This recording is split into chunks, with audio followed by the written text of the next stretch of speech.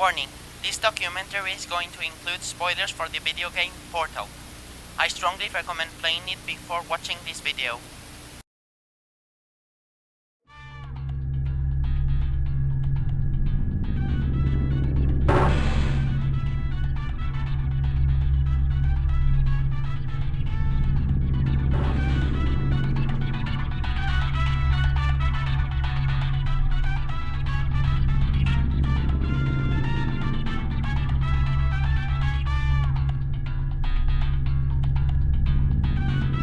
Hello, and again, welcome to the Aperture Science Computer-Aided Enrichment Center. We hope your brief detention in the relaxation vault has been a pleasant one. Your specimen has been processed, and we are now ready to begin the test proper. Before we start, however, keep in mind that although fun and learning are the primary goals of all Enrichment Center activities, serious injuries may occur. For your own safety and the safety of others, please refrain from por favor, por donde stand back. The portal will open in 3, 2, 1.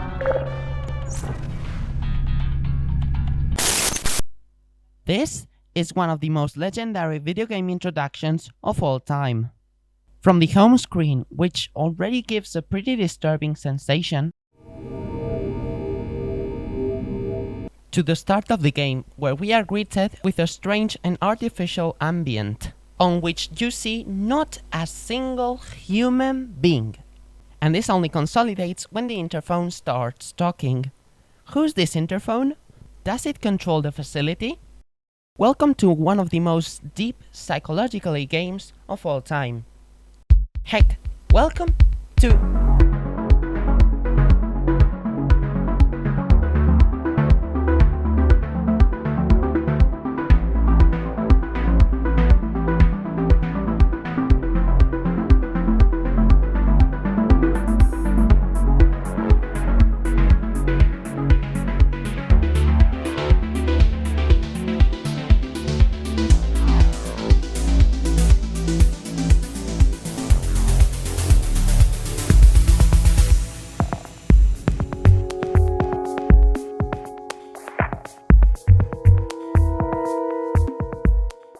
Before we start, I'd like to say something. Portal is divided in chapters, and I've divided this video in groups of chapters. With this being said, let's start.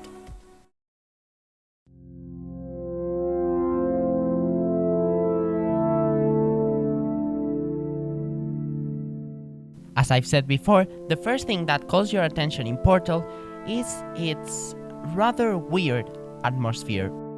Be it because it looks like one of those 2015 videos, because we are completely surveilled, or because even the smallest sound effects can give unsettling sensation.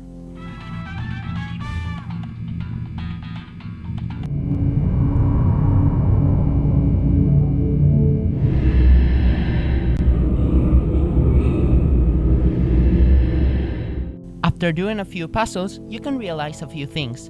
One of the most important is the personality of the interphone. Well done. Remember, the Aperture Science Bring Your Daughter to Work Day is the perfect time to have her tested. You also realize that there are 19 test chambers, which raises up the next question. What comes next? There's a philosophical story told by Plato called the Cavern Myth, and it goes the following way. There are various men sitting on a cavern. They're watching, imprisoned, what their captors are showing to them. Shadows. They all believe that the world is composed of them. If you release one of them, he'll go up, and he'll see the real world. He will have gone out of the cavern and realized what the world actually is. Some of you will realize that I've actually left the myth incompleted, but that's not relevant. I want to do an analogy.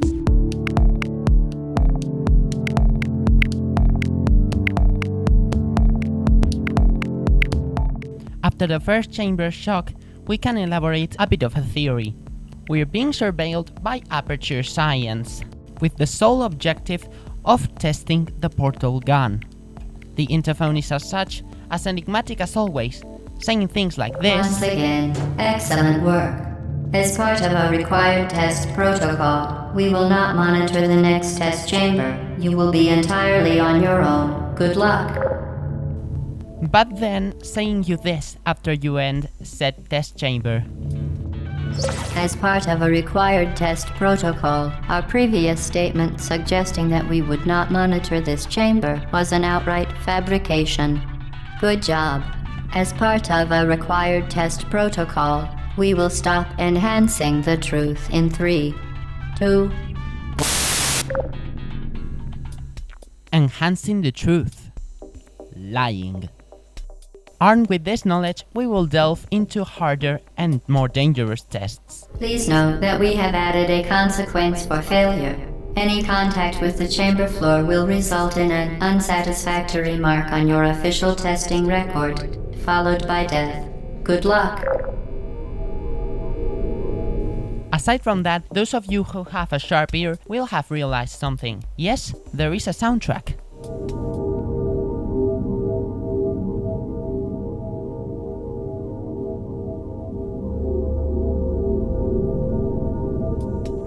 I'll talk about it later, when it gains relevance in the game.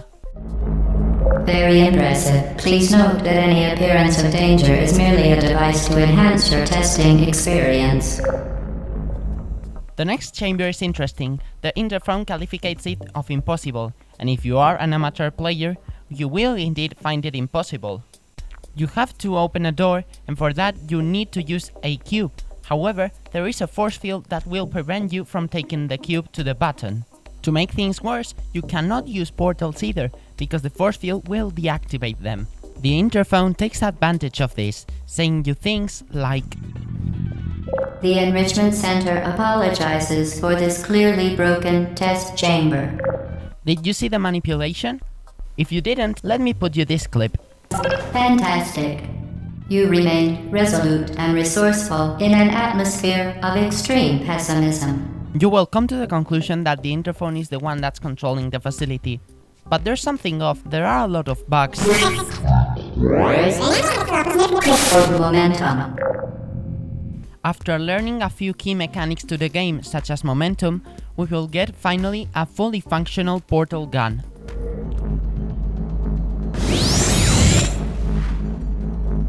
Pay close attention to this way of intimidation. The device has been modified so that it can now manufacture 2 linked portals at once.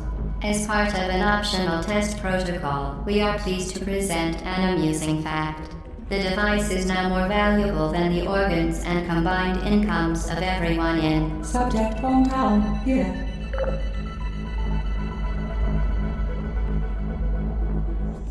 In conclusion for this first part, we can extract a few things.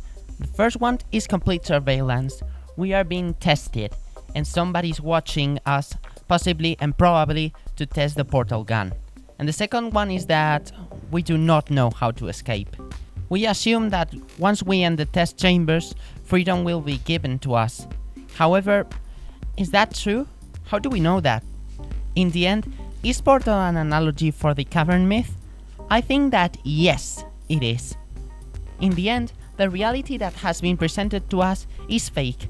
However, unlike the cavern myth, we know that, and we have to get out of there. The thing is, we don't know how. The only thing we can do is keep playing.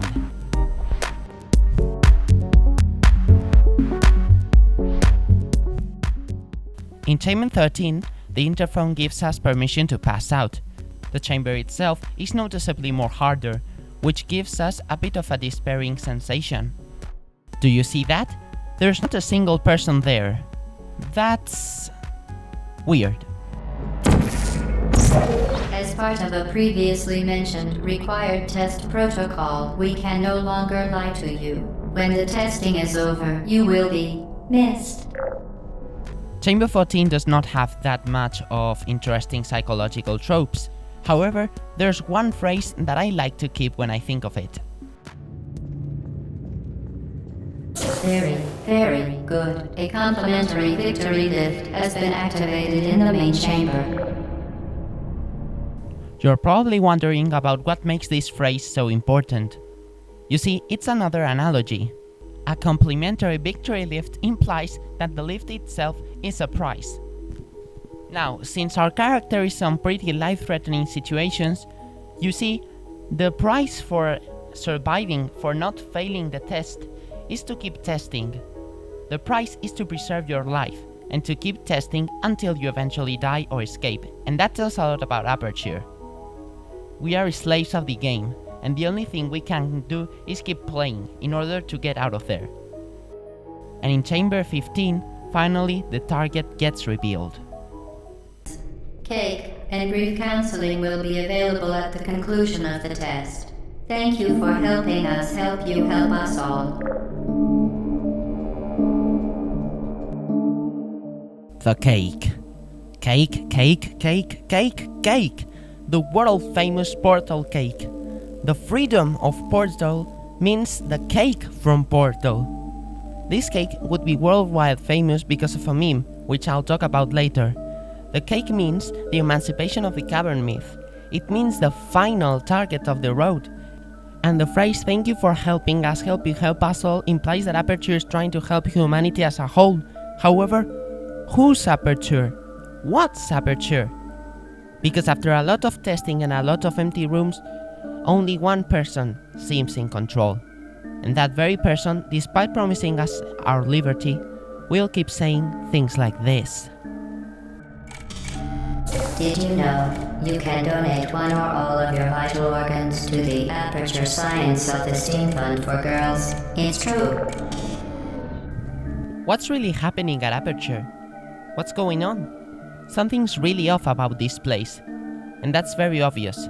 Is this cavern even worse?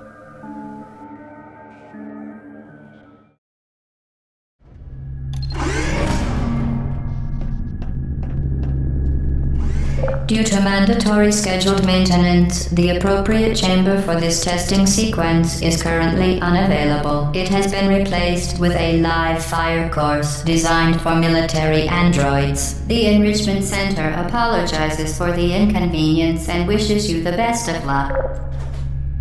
Portal turrets are another example of uniqueness.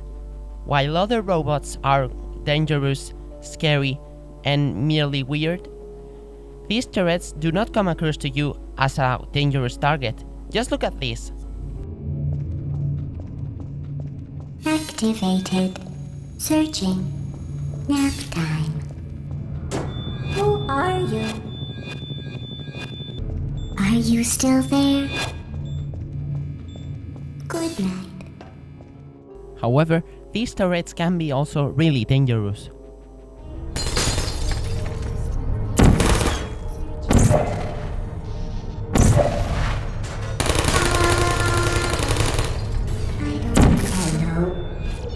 Target lost. Target lost. Nap time. Despite this, turrets do not give the impression of killer robots. They rather give the impression that they're just doing that because that's their job, and they won't blame you if you destroy them. This is most noticeable when you engage them directly, as you feel like you're destroying helpless little things. Help. Sorry. Shoot. My heart feeling. You actually feel sad because you're killing the turrets, and that's something I've never seen on these games. Aside from that, there's one question that the game makes you wonder. Based on what we've seen so far, can machines in Portal feel?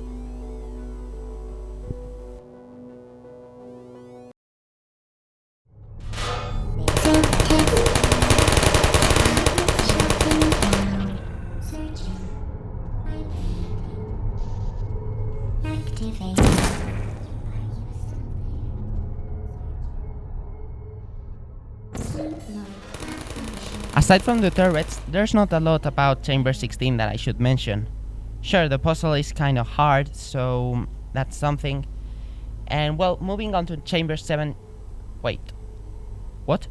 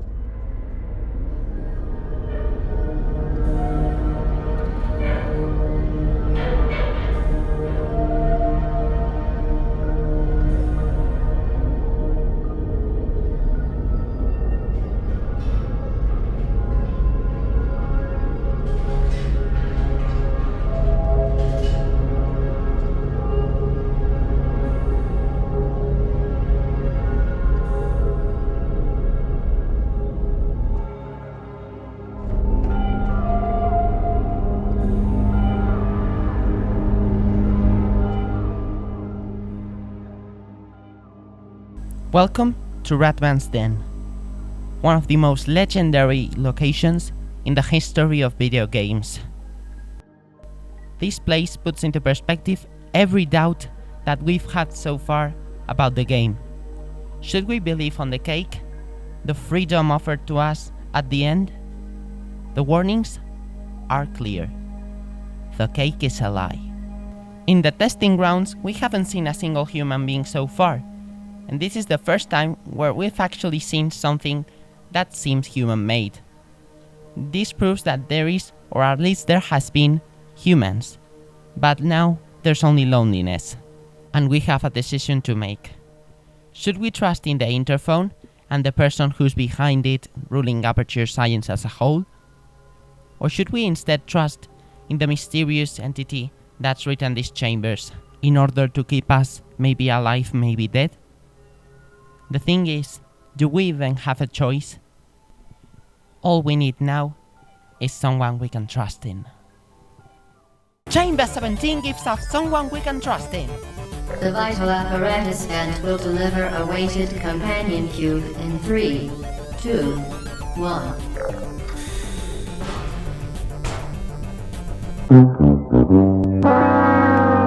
Alright. I know it's a cube. Calm down. But before going insane, let us talk a bit. The companion cube is overall an asset, and Valve's idea of doing an entire chamber using only one cube. But to us, it becomes a lot more than that. It becomes the only thing we can trust in, and it's very useful to sort obstacles, pellets, and entire puzzles. As such, it becomes one of the only things we can trust into, and it becomes a pillar to us. Someone we can finally trust. A friend who'll never judge us for the wrong despite the interphone saying things like, The Enrichment Center reminds you that the weighted companion cube will never threaten to stab you and, in fact, cannot speak. what? Overall, the companion cube will become something very important to us. A pillar. Something that we can finally trust fully into, as it will never betray us. When we find another den, we'll realize that those who wrote it were probably test subjects, and they experimented similar trust into the cube. In the end, the cube becomes our friend. That's until this happens.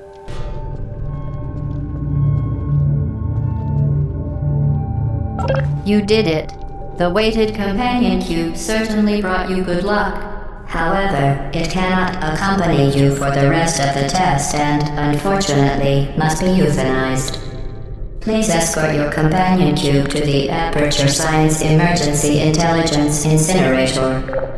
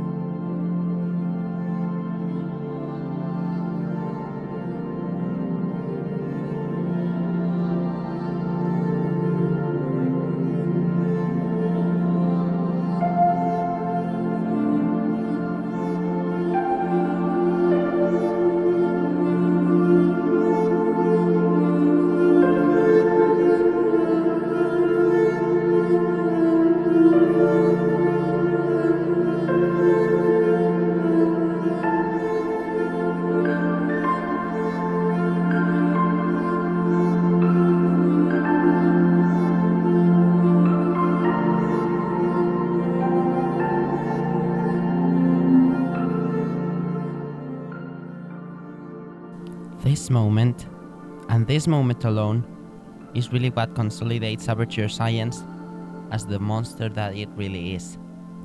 After giving us a friend, something we can finally put our trust in, as it won't harm us in any way, and it will help us to achieve our objective. After hinting to us that it may actually be alive, they tell us that we have to euthanize it.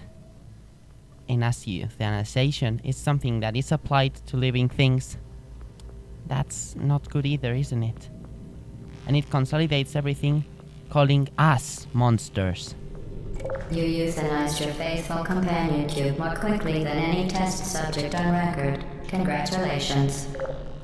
Portal's plot stops being a mere escape at this point. It's now psychological torture.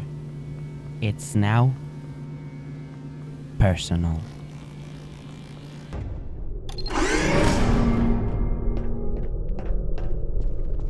The experiment is nearing its conclusion. The Enrichment Center is required to remind you that you will be baked, and then there will be cake. Chamber 18 isn't really important plot-wise. Sure, there is another den, but unlike the other two, this one doesn't really tell us a lot. If anything, this chamber is more of a test, a summary, if you will, for every single important mechanic that we've learned so far. And as such, Chamber 19 is the complete antithesis to what we've seen now.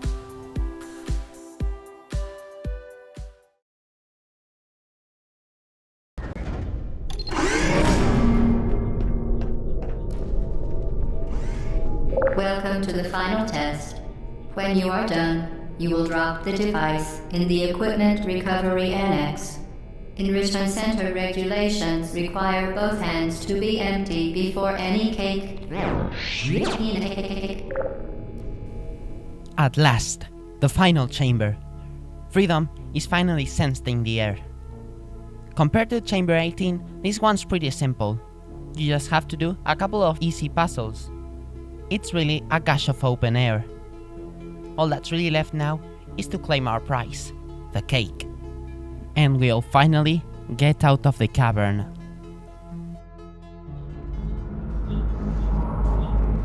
Congratulations, the test is now over. All Aperture technologies remain safely operational up to 4,000 degrees Kelvin. Rest assured that there is absolutely no chance of a dangerous equipment malfunction prior to your victory incandescence. Thank you for participating in this Aperture Science computer-aided enrichment activity. Goodbye.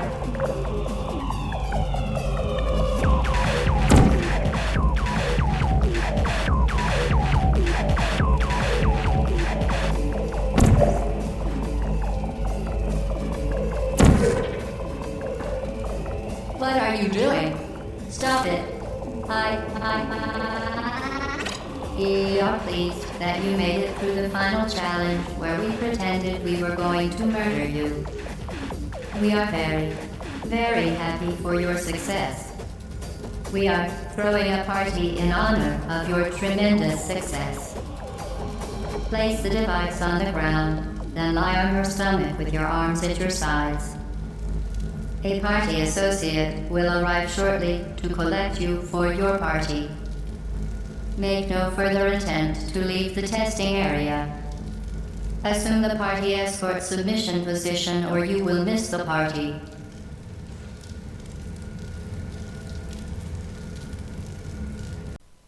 This part is a little less orthodox. Now, we must navigate through Aperture Science with one sole objective: escaping. Once more, there's a soundtrack.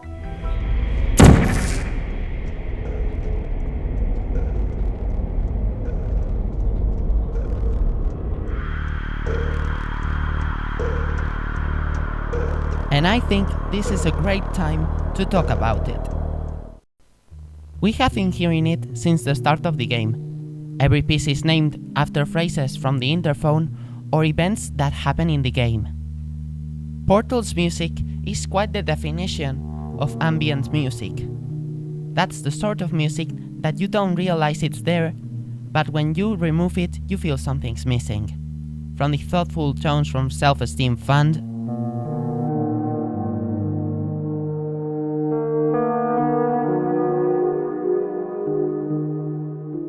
to the more ominous and sinister tones from No Cake for You.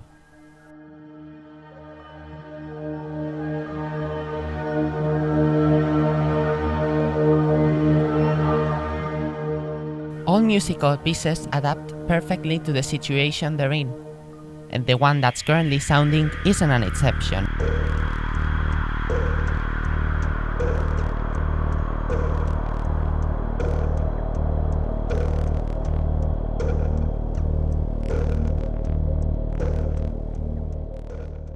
During our escape, we'll realize something. The interphone will try to stop us using various methods. The first one of which is intimidation. Hello? Where are you? I know you're there. I can feel you here. Hello? What are you doing? You haven't escaped, you know. You're not even going the right way. Hello? Is anyone there? After a while, we come across with Test Chamber 9, the one that was told to us it was impossible. It now becomes a burning memory, something very old and not something we can relate to anymore. We pass it very easily, mainly because we have 2 portals, but it's also a symbol. Now, we are wiser than ever. The game has changed us, and only our abilities will help us escape this hellish landscape. After this, the interphone will change tactics and begin emotional manipulation. Didn't we have some fun, though? Remember when the platform was sliding into the fire pit and I said goodbye, and you were like, don't worry. And then I was all, we pretended we were going to murder you. That was great. However, I have to say this. While we were testing, we thought various times in fact that there were no humans because they were hiding somewhere. The mysterious people that were testing us were hiding in the shadows, probably. Yet now, we are in deep aperture, and in offices and maintenance passages, we see absolutely no one. And in fact, it looks like it has been abandoned for years. What does this even mean? Does this mean that the interphone is behind more things than Aperture Science itself? In the end, the interphone gets fed up and sends multiple attacks against us.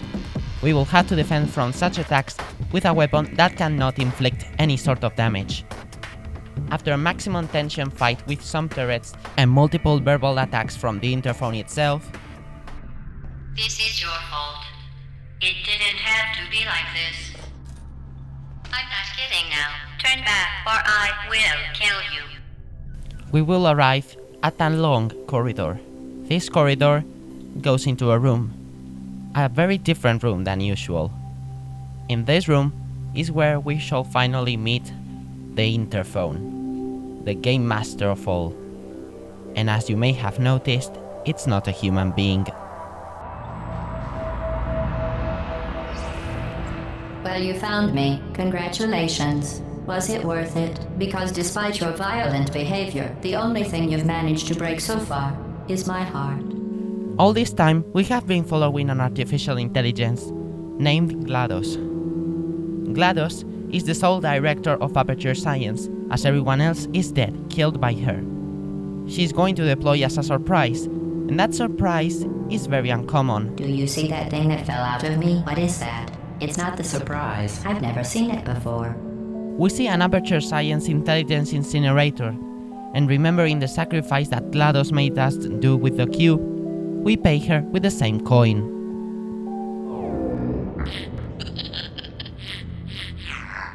Good news. I figured out what that thing you just incinerated did. It was a morality core they installed after I flooded the enrichment center with a deadly neurotoxin to make me stop flooding the enrichment center with a deadly neurotoxin. GLaDOS begins flooding the enrichment center with a deadly neurotoxin, with the sole objective of killing us.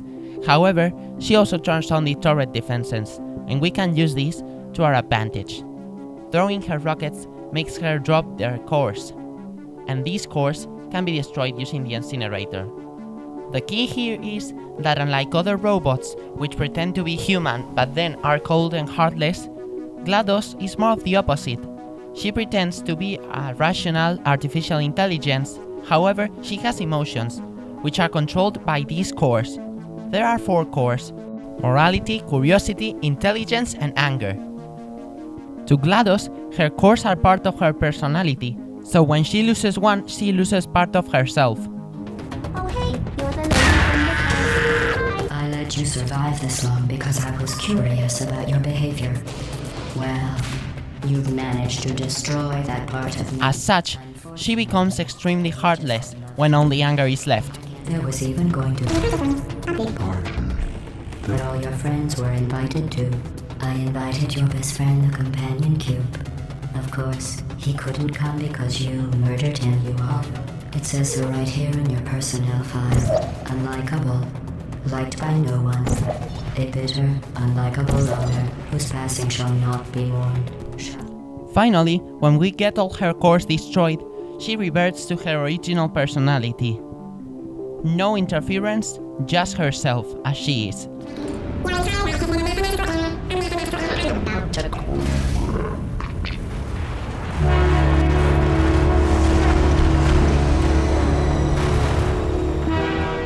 And that's how Portal concludes.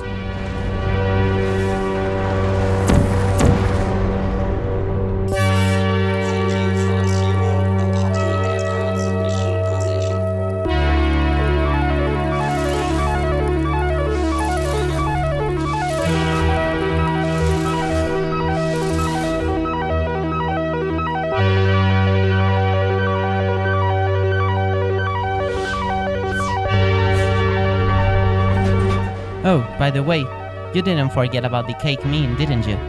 Well, it's this one.